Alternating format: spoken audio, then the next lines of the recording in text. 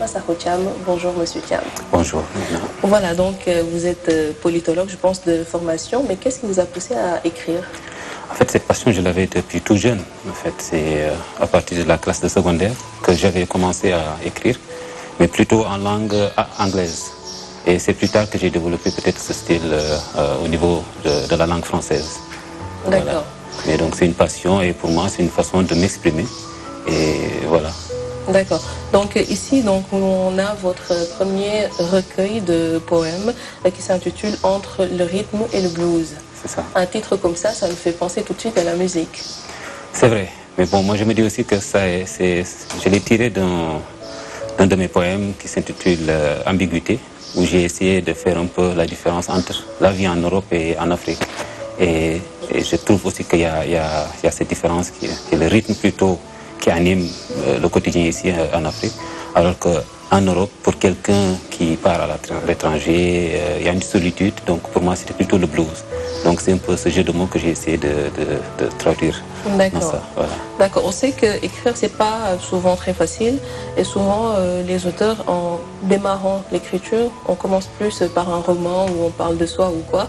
Et vous avez choisi la poésie. Et la poésie, c'est pas toujours facile parce qu'il y a quand même certaines règles à respecter et tout. Pourquoi avoir choisi justement la poésie pour faire ressortir un peu ce que vous ressentiez? Bon, je vais dire que c'est plutôt ma nature, hein, en fait, parce que je parle peu. Peut-être donc c'est ça qui fait que j'écris peu aussi. C'est pas peut-être une façon de dire, mais je peux pas écrire vraiment trop long. J'ai des textes qui sont très courts et précis, où de mettre un contenu dedans. Donc c'est peut-être ça qui fait que je suis plutôt intéressé par la poésie et aussi par l'imagination et laisser quand même l'auteur, en fait, le lecteur, la possibilité de découvrir, de jouer sur les mots. Donc c'est plutôt ça. Alors que pour un roman, c'est très clair que quand on suit, on voit vraiment clairement la suite en fait. Et pour la poésie un peu plus abstraite quelquefois. C'est ce jeu-là que j'adore dans ça. D'accord. Donc ce recueil, vous l'avez publié en février 2015. C'est ça. Mais quand est-ce qu'avez-vous commencé à écrire? Bon, pour mon histoire, j'ai écrit en plusieurs langues. En fait, j'ai déjà une publication en langue allemande. Comme je dis, pour mon histoire, c'est quoi? J'ai commencé en anglais à la classe de secondaire. Et une fois que je suis allé en Allemagne, donc j'ai eu à participer, ou bien même à rencontrer des gens, donc pour parler un peu de la littérature africaine, comme faisant des exposés. Et plus tard, donc je me suis dit pourquoi pas écrire aussi en langue allemande. Donc je me suis intéressé à cette langue, j'ai eu le goût aussi de l'écrire là-dessus. Et ça a fait qu'en 2009-2010, j'ai eu vraiment un recueil que j'ai publié qui a eu un prix de l'intégration. Donc c'est un peu en parallèle avec ce que j'ai écrit ici. Donc ici, ce n'est pas votre premier recueil? Non, c'est mon premier recueil en français. D'accord. Voilà. Mais l'autre en allemand, l'autre en allemand, voilà, c'est ça. D'accord, super. Et donc ici, le recueil ici entre le rythme et le blues que vous avez scindé en 3 parties. Donc la première partie c'est Souvenirs, la deuxième partie Poème d'amour et la troisième partie Hommage. Donc on a choisi ici quelques poèmes. Bien sûr, Mon pays, vous l'avez dit, vous avez grandi au Sénégal, mais vous avez passé aussi une bonne partie de votre vie en Allemagne. Et donc ici, le Sénégal, où vous expliquez un peu ce que c'est que le Sénégal, les personnes qui ont fait le Sénégal. Est-ce que vous pouvez un peu revenir sur ce poème? Voilà, c'est ça. En fait, l'histoire de ce poème, c'est quoi? Je me rappelle un jour, j'allais au boulot et j'ai vécu une histoire un peu raciste en fait. Hein, et ça m'a quand même... En fait, on écrit parce que quelquefois, c'est à travers ce qu'on ressent qu'on écrit. Et j'ai eu une petite histoire que j'ai vécue et ça a tiqué chez moi. Je me suis dit, mais attends, cette personne, je pense qu'elle ne connaît pas qui je suis, d'où je viens. Donc je voulais, à travers ce texte, dire que j'ai une histoire, je viens d'un pays, donc c'est un peu ça l'histoire. Donc parlant des penseurs qui ont existé chez nous, parlant des religieux qui ont existé, et aussi des gens dont on a connu la bravure aussi. Donc des héros, on en a eu. Et c'est pour quand même dire que je viens pas de nulle part, mais je viens d'un pays avec une culture, avec des valeurs et autres. Et ça, c'est ça qui m'a toujours accompagné et qui m'a toujours réconforté aussi à des moments difficiles. D'accord. Voilà. Donc ici, justement, toujours dans ce poème, vous parlez de Kotch Barma, de Ndamal Gossas, vous parlez de Ladjor, de Maliksi, de Marfoutiou. Ouais. Est-ce que vous pensez qu'aujourd'hui, le Sénégalais lambda s'inspire un peu de ces personnes? C'est vrai que, quelquefois, on peut dire au Sénégal, la crise que nous vivons, c'est plutôt une crise de valeur. Qui dit crise de valeur, ça veut dire qu'il y a un problème de référence. C'est-à-dire, nous, on est plutôt orienté à d'autres références qui ne sont pas les nôtres, alors que nous avons des valeurs. Vraiment, moi je disais souvent que, comme on dit en Wolof, Kendu gagne certaines choses. Ça veut dire qu'il y a des choses qu'on en a tellement assez ici comme valeur. Donc, on peut avoir une certaine ouverture, mais il faut être fier quand même de ce que nous avons. Et pour ça, il faut une certaine conscience, il faut une prise de conscience de ce que nous avons. Et pour ça aussi, il faut des recherches quand même. Ce n'est pas du jour au lendemain qu'on connaît son histoire. Moi, j'ai passé beaucoup de temps à lire sur l'histoire du Sénégal, les langues, la valeur des langues, les cultures. Et ça m'a permis quand même d'être moi-même, en fait. Donc, une certaine ouverture d'aller partout dans le monde, mais tout en conservant son identité. Et je pense que c'est un peu ce que nous voyons comme difficulté aujourd'hui avec la jeunesse qui tend à un monde plutôt virtuel et laissant quand même les valeurs en rade. C'est quand même dommage. Ouais. D'accord. Et puis il y a le poème Souvenir, donc l'élégance dans la feuille qui tombe de l'arbre et tout. Oui. Vous parlez un peu aussi des âges, comment est-ce qu'à chaque étape de la vie, les choses peuvent se passer. Revenir là-dessus. Voilà. En fait, l'histoire de ce poème, je me rappelle, c'est un jour, je partais au boulot et c'était en période, je crois, d'été, et j'ai vu un arbre et en ce moment, il y avait des feuilles qui tombaient. Et j'ai vu vraiment, en fait, c'est le sentiment que j'ai eu. Hein. J'ai vu une certaine élégance quand même à travers ces feuilles qui tombent vraiment, prenant tout leur temps. C'est l'image poétique en fait. Hein.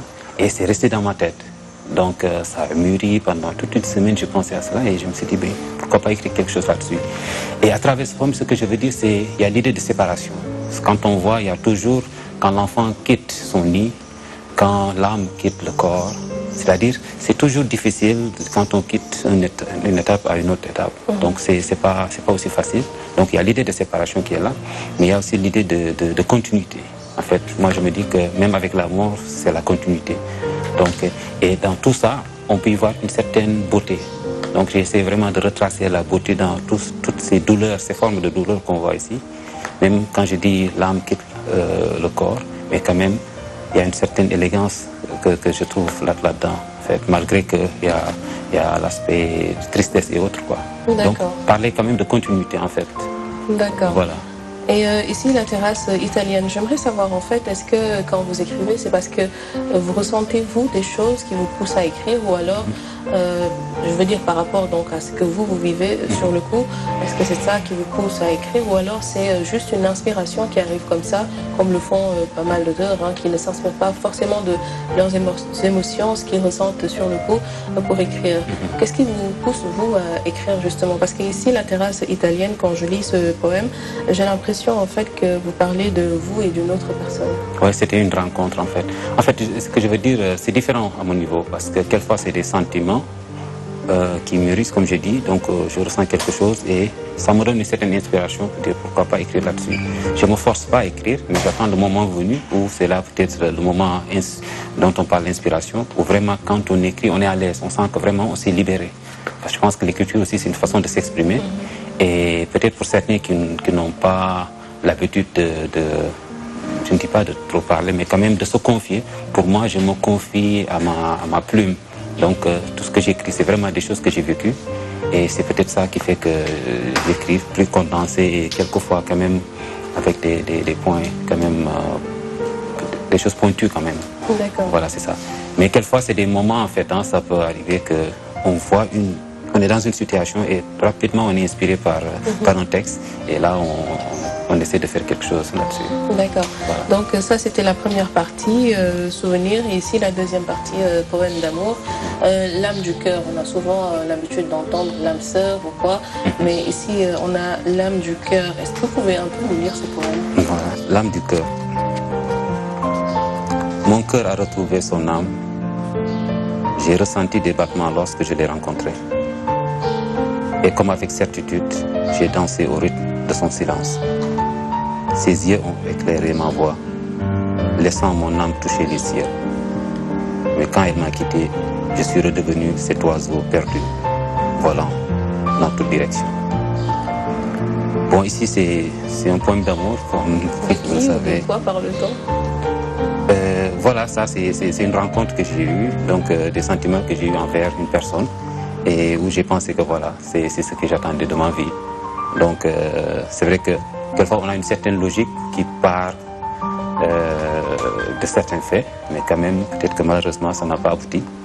Et souvent, c'est quand je dis quand elle m'a quitté, je suis redevenu, donc ça veut dire que c'est pas une happy end en fait. Donc, mais quand même, pour moi, l'essentiel, c'est que j'y ai pensé, j'y ai cru et je me suis exprimé ainsi. Voilà. D'accord. On a le martyr défiant toutes les possibilités, quittant mon soleil, ma lune et mes étoiles, pour être le premier à voir ton visage étincelant de tous les matins. Donc le poème qui commence ainsi. On peut se dire en commençant ce poème que voilà, c'est quelque chose de magnifique, de beau, de positif, mais quand on lit le titre, en fait, il y a un certain paradoxe parce qu'on parle de martyr. Donc, et souvent parce que vous dites à la fin, donc je vais être martyr de ton amour. Faut-il vraiment être le martyr d'un amour? Vous savez, moi je suis quelquefois inspiré par les soufis en fait, hein, la tradition soufie, islamique, soufie. Et c'est des grands penseurs, mais aussi c'est des grands amoureux en fait. Il y a l'amour envers Dieu, mais aussi l'amour charnel qui est là. Et donc c'est un peu cette image, parce que ce sentiment c'est quoi? C'est-à-dire, il faut qu'il y ait une certaine douleur pour qu'on croie en l'amour. C'est pas trop négatif dans mon entendement, mais je veux juste dire que il y a un prix à payer pour ça. Voilà. Maintenant, pourtant, l'amour est censé apporter le bonheur, mais quand on parle de martyr, quand même, il y a quand même une certaine souffrance derrière. Est-ce que l'amour aussi doit faire mal? Peut-être c'est ça qui fait la beauté aussi. Hein. Si tout allait très bien, quand même. Moi, je pense que les plus beaux poèmes d'amour, c'est là où il y a eu vraiment des difficultés. Quand tout va bien, quand même, on peut exceller, hein. On peut écrire, on peut utiliser tous les beaux mots. Et je pense que quand il y a des contradictions, quand il y a... Et on sait que ceux qui pratiquent... je pense que je l'ai dans un de mes textes où je parlais de l'amour, quoi. En fait, la définition est autre. Je pense que pour ceux qui vivent ce quotidien, on sait que c'est pas aussi évident. Il y a toujours ces deux choses, quoi, le côté positif et négatif. En des moments, il y a la douleur, et après on oublie cette douleur, il y a c'est le bon temps, tout ça. Je pense que ce sont ces deux quand même qui font la vie. D'accord, parce que si je fais le lien avec, par exemple, le poème Le Défi, avec les mélodies de l'amour, les rythmes du blues, ici on retrouve un peu donc le titre de votre recueil, entre les rythmes et le blues. Et puis on a Et les rayons d'espoir, je défie les profondeurs de l'ombre, les vagues de douleur, le chemin du sacrifice, souffrir en vain. Donc le martyr de ton amour et souffrir en vain. Voilà, c'est... Pour moi, c'est toujours un défi. Hein. Peut-être que je ne cherche pas toujours ce qui est difficile, mais pas ce qui est facile quand même. Pour moi aussi, même au niveau de l'amour, c'est comme je dis, hein, c'est très complexe en fait. Bon, peut-être c'est deux histoires différentes, mais quand même, on voit ici une certaine volonté, hein, c'est-à-dire défier vraiment les profondeurs de l'ombre, comme je dis. Bon, je joue plutôt sur ces histoires de silence, de voix, bien d'ombre et tout ça, un peu cette image. Mais pour moi, c'est un peu ça aussi. Parce qu'il y a toujours un sacrifice. Quand je vois, je dis ici le chemin du sacrifice. C'est-à-dire, quand on parle d'amour vraiment, donc il y a un sacrifice à faire. Donc, de part et d'autre.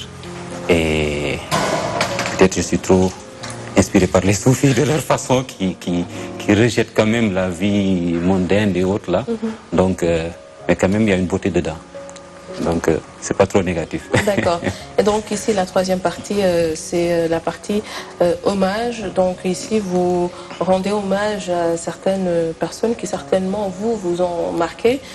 Par exemple, ici, je prends Cheikh Anta. Cheikh Anta, que tout le monde connaît, Cheikh Anta Diop, bien sûr. Et donc, ici, est-ce que vous pouvez déjà nous lire, ne serait-ce qu'une partie de ce poème, pour que nous puissions un peu y aller en profondeur? Voilà. Cheikh Anta, comme un éclair au profond de l'obscurité, hélas, ils n'ont pas su profiter de sa clarté. Et pourtant, il est toujours là, présent, dans tout débat, incontournable et incommensurable. À la fin, je dis, Diop, ton message est bien entendu, car innocents et ignorants tiennent à la vérité. Oh, c'est le réveil de l'Afrique qui s'annonce. Pharaon du savoir repose en paix. Moi, je me dis pour la jeunesse africaine, hein, en fait, c'est une référence. Et on se rend compte de tous les jours que ces thèmes sont actuels. Et vraiment, il faut un engagement politique. Donc, pour vraiment donner la chance aux jeunes de découvrir qui est Cheikh Anta. Je parle engagement politique, ça veut dire au niveau des études, au niveau de l'enseignement et autres. Et ça, c'est juste ceux qui gèrent le pouvoir qui peuvent vraiment nous aider là-dessus. Sinon, ça serait vraiment un gâchis, ça serait dommage. Parce que de toute façon, comme je dis, il est incontournable. D'ici 20 ans, 50 ans, 60 ans, on reviendra sur les textes de Cheikh Anta. Parce que quand même, il a balisé. Et avec les crises qui secouent, c'est dans l'actualité, hein, les crises qui secouent le système éducatif sénégalais, est-ce que vous pensez que c'est une chose réalisable à l'heure actuelle? Je pense que c'est juste une volonté en fait, hein, parce que quand même, il a donné l'exemple. Et parce que la contradiction, c'est quoi? Il faut aller aux États-Unis pour voir comment Cheikh Anta est vénéré dans des milieux universitaires, alors que nous, à notre niveau, qu'est-ce qu'on fait? Donc, vraiment, moi, honnêtement, j'ai lu Cheikh Anta une fois en Allemagne. Naturellement, chacun connaît Cheikh Anta ici, de son nom, oui, il a fait ceci, il a fait cela, mais quand même, profondément, on ne le connaît pas. Moi, c'est une fois en Allemagne que j'ai lu Civilisation ou Barbarie, et je me suis dit, mais c'est dommage que... Donc, j'avais 23 ans. Peut-être c'était le moment opportun. Mais quand même, je pense qu'il y a ces textes qu'on devrait quand même initier à l'âge très bas pour quand même s'habituer à cela.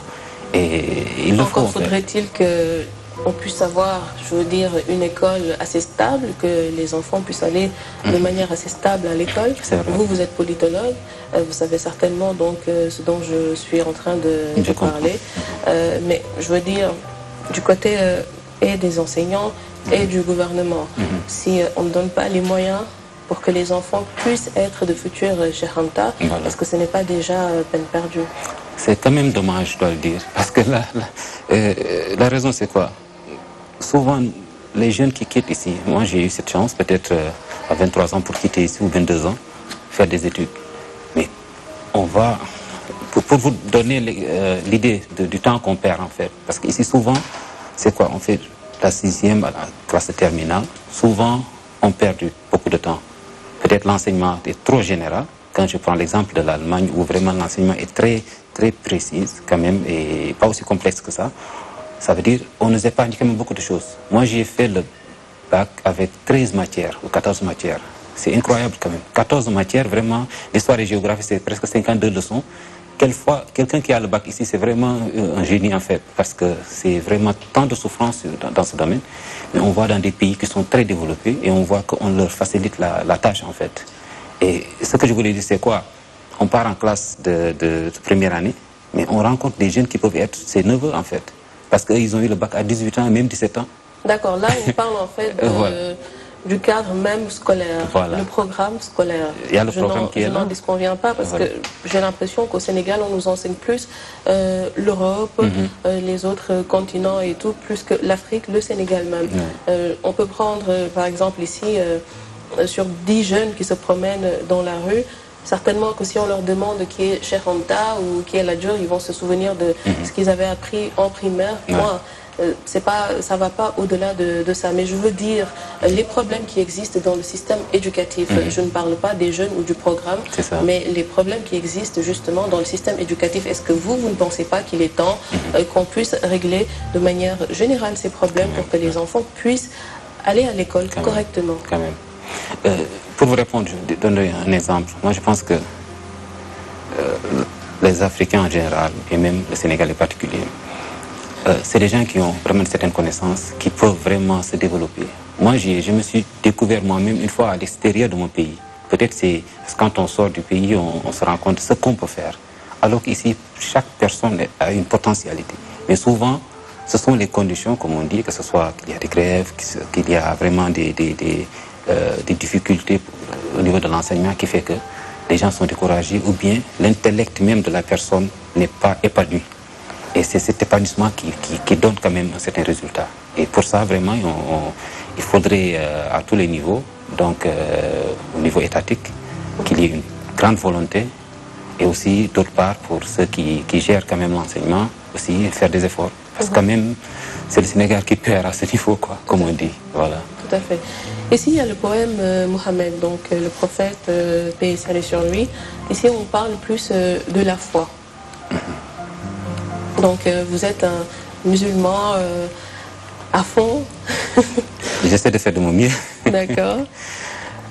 Mohammed, bon, paix et salut sur lui, je pense que c'est pour tout musulman, c'est un rêve, c'est un désir quand même d'écrire ou de chanter sur le prophète ou de faire quelque chose en son nom. Et on s'exprime différemment. Certains organisent des gamous, c'est en l'honneur du prophète. D'autres écrivent, d'autres chantent, je ne sais pas. Donc il y a différentes manières. Moi j'ai eu cette chance parce que je me dis que il y a tellement d'érudits qui ont écrit sur lui que moi, simple croyant, je pense que j'essaie juste de montrer ma gratitude envers cet être, donc qui a frôlé, comme on dit, la perfection. Donc j'ai voulu quand même lui rendre hommage. Parce que si vous voyez même le texte, j'ai pas voulu insister sur la prophétie pour dire que Dieu l'a créé, donc mettre Dieu quand même au devant, mais pour dire aussi qu'il a fait des efforts, donc il s'est battu. Donc vraiment, il faut cette reconnaissance. Parce que quand on dit que Dieu l'a tellement préparé que tout était facile, moi je ne suis pas d'accord. Je pense qu'il y a vraiment un mérite qui est là et c'est ce que j'ai voulu quand même retracer. D'accord. Et qu'est-ce que vous ressentez quand vous voyez tout ce qui se passe, par exemple, en Occident, avec toutes ces caricatures et tout? Non, c'est très désolant. Moi, je pense que c'est l'ignorance plutôt. Quand j'étais en Allemagne, j'ai beaucoup travaillé sur les relations entre l'islam et le christianisme. Donc j'avais un ami, un révérend, avec lequel pendant presque une dizaine d'années, on a eu à vraiment faire des séminaires et autres. Donc j'ai eu l'occasion, à travers des séminaires, que ce soit même à l'université, j'ai eu à faire un cours sur l'islam que j'ai proposé, et même un autre sur l'islam et la politique. C'était juste pour dire que, moi je pense que c'est parce qu'il y a une certaine ignorance qui fait que, et il y a un manque de respect aussi en fait. Mais pour ceux qui se connaissent, quand on connaît le prophète, je pense qu'on ne peut pas vraiment le blasphémer. Vraiment à ce niveau. Parce que quand même, il y a des penseurs non musulmans qui ont écrit sur lui. Et de très beaux textes quand même, hein, vraiment. Donc je pense que ce n'est pas quelqu'un, un simple ordinaire qui va quand même gâcher ça. D'accord. Voilà. Et ici, le griot. Mais quand on lit ce poème, bon, on peut se dire, peut-être que vous parlez du griot d'antan. Parce que ici maintenant, surtout pour la nouvelle génération, quand on entend parler de griot, quand on parle de griot même, on pense tout de suite à cette personne-là qu'on retrouve dans les cérémonies, qui est là en train de parler des ancêtres et tout, pour juste recevoir de l'argent. Est-ce que le griot, son rôle d'avant, est le même qu'on retrouve aujourd'hui? Je pense qu'il y a des problèmes à ce niveau. Je pense que même aujourd'hui, on en parle, et même eux, à leur niveau. Parce qu'il y a, voilà, donc, être griot ne veut pas dire qu'il faut se rabaisser, je pense. Moi, je pense que il y a une certaine noblesse même à ce niveau. Comme disait un vieux, quand moi, à mon âge, j'apprends l'histoire de Karl Marx ou je ne sais pas, l'histoire de l'Europe, donc il y a quelqu'un qui apprend mon histoire, qui plus tard va me donner vraiment assez de force, assez de courage et autres, et donc je lui dois quelque chose. Donc ils sont un facteur quand même de stabilisation dans ce pays. C'est ça. Mais bon, maintenant aujourd'hui, on voit beaucoup de choses. Et même, s'il faut critiquer ce qu'il faut dire, aujourd'hui, on leur prend même ce qu'ils avaient quand je vois dans certaines télévisions, aujourd'hui, on ne peut pas faire une émission sans finir, quand même, vraiment, sans pour autant remercier. En fin de compte, on se pose beaucoup de questions. Je pense qu'il faut quand même recadrer certaines choses, en fait. Tout à fait. Voilà. Parce qu'après, on va dire que c'est le griot qui a le rôle de faire ça. Mais donc, tout le monde est griot aujourd'hui.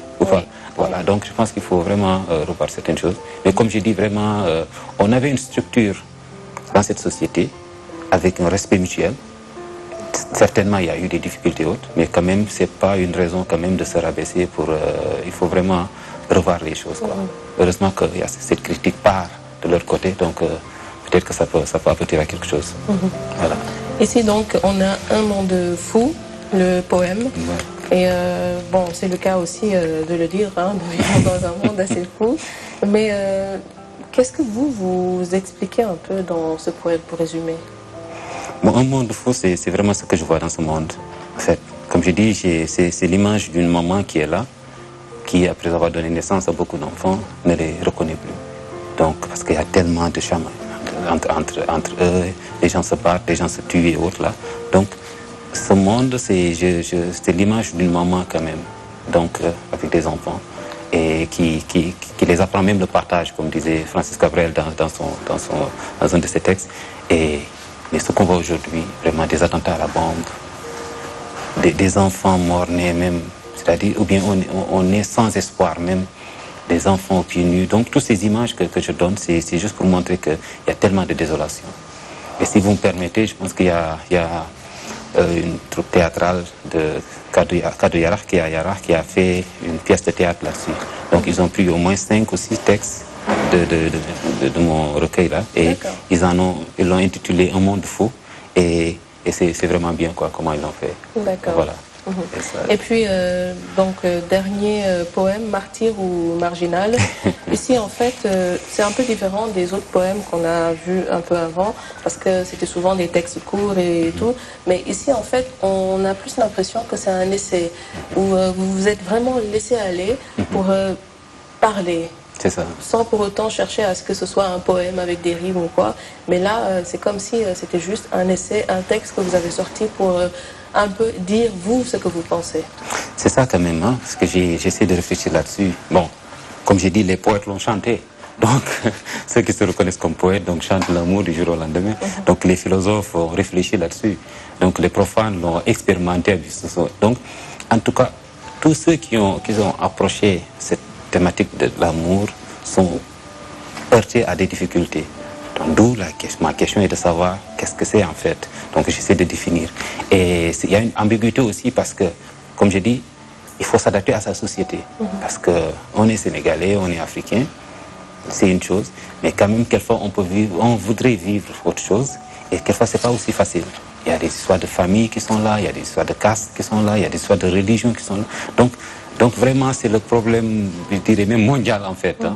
Bon, heureusement, il y a des solutions à cela, mais comme je dis, il faut réfléchir là-dessus, quoi. Donc, pour moi, il faut vraiment trouver un terrain d'entente. Voilà, le juste milieu.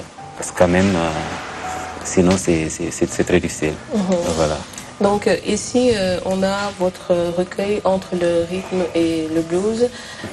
Vous avez déjà écrit en allemand. Vous avez écrit ici en français. Est-ce que vous envisagez d'écrire en Wolof? Ah si, ça c'est ma passion en fait. Hein. D'ailleurs, j'ai eu des connaissances. En fait, depuis un certain temps, j'écris plutôt en Wolof. Et ça, c'est une fois que je suis en Allemagne que j'ai découvert vraiment cette langue, la beauté de cette langue. Encore pour notre système éducatif, hein, parce qu'on grandit ici sans même connaître sa langue en fait. Hein. Ce qu'on parle dehors, c'est pas le Wolof vraiment. Bon. C'est le Wolof urbain. Voilà, c'est ça. Mais une fois en Europe, comme je présentais des poèmes en langue, donc j'en profitais pour quand même montrer ces deux facettes. Donc j'ai écrit beaucoup de poèmes. Et même le recueil dont je parlais, c'est en Wolof et en allemand. Donc c'était ces deux langues. Et maintenant, j'ai un recueil que j'essaie de publier. J'ai eu des contacts avec les éditions Papyrus. Donc c'est des thématiques. Et là, vraiment, c'est une certaine profondeur parce que ça vient de moi, en fait. Hein. Ce n'est pas des mots que j'emprunte, en fait, hein, pour essayer de traduire ce que je ressens. Et on est plus à l'aise là-dessus. D'accord. Vraiment. D'accord. Donc, souhaitez-moi bonne chance pour que ça soit. Ah, bonne chance, justement, bonne chance. Voilà donc, Ibrahima Sarfou-Thiam, merci d'avoir accepté cette invitation pour cette émission. C'est moi qui vous remercie. Et voilà donc ce qui met un terme à cette émission Livre ouvert. Nous étions en compagnie de l'auteur Ibrahima Sarfou-Thiam, donc auteur de ce livre Entre le rythme et le blues. Merci à l'équipe de tournage de la DTV et de la réalisation aussi également. Merci aussi à la librairie Athéna, place du souvenir ici à Dakar. Je vous donne rendez-vous dans 2 semaines pour un nouveau numéro de Livre ouvert. D'ici là,